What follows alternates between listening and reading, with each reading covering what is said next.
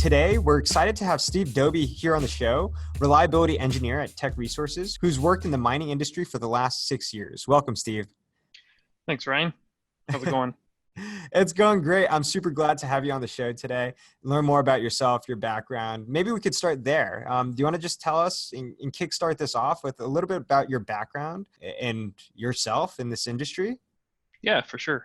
So I'm a materials engineer from the University of Alberta. Some of my summers were done within tech at the mining industry down here. And after I graduated, I ended up taking the first job I could find, which, like most engineers, we go into engineering to do design work. And so I did about a little over a year of design work and figured out that wasn't for me. So then I ended up getting a job with Fluid Life, where I really got my start in as a reliability engineer. Spent about 3.5 years there. Then I started working in northern BC at a mine called Red Chris Mine, which is 1,800 kilometers north of Vancouver. So it was a fly-in, fly-out shift work job. Commute took me about 24 hours to get to site, so it was quite the milk run to get up there.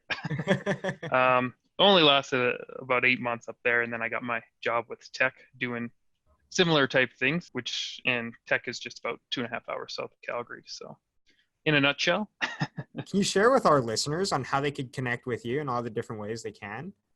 Yeah, the easiest way is going to be LinkedIn. I'm on there fairly regularly and try to post the occasional insightful thing. But yeah, that's really the best way.